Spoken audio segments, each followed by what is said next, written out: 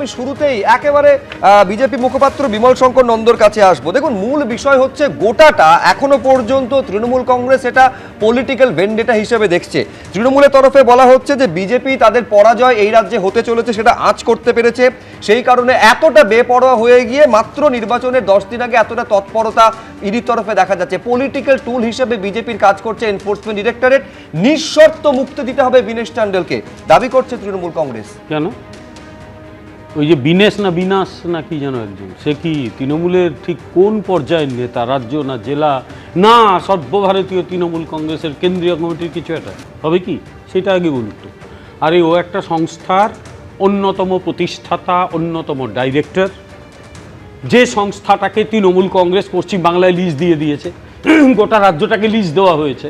যেখানে যেখানে মন্ত্রীরা বসে থাকে সেখানে তার পাশে লোকজন বসে থাকে, সেখানে মিডলম্যানের কাজ করে, বিভিন্ন জায়গায় গিয়ে গোটা সামাজিক পরিবেশটাকে এই সংস্থাটা নষ্ট করে।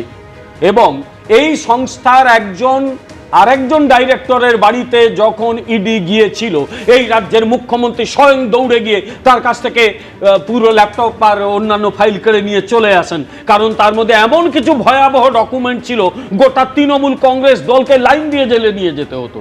তা অসুবিধা তো হবেই। আমার এখানে প্রশ্ন, এই লোকটি কি তৃণমূলের কোনো নেতা?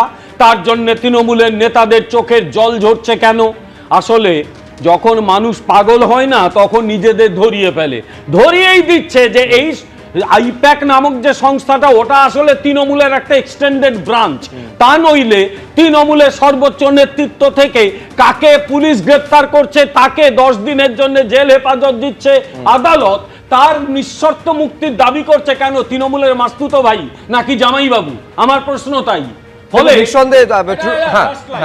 এটা আসলে আর কিচ্ছু নয়। Trinamool is I-PAC, I-PAC is Trinamool. আমেরিকায় যাবার দরকার নেই, এই পশ্চিম বাংলাতেই আমরা পেয়ে যাব কাকে বলে ডিপ স্টেট। এটা হচ্ছে নিঃসন্দেহে তৃণমূল মুখপাত্র এখানে উপস্থিত রয়েছেন। এই যাবতীয় অভিযোগের জবাব তৃণমূল মুখপাত্র প্রদীপ্ত মুখোপাধ্যায় দেবেন।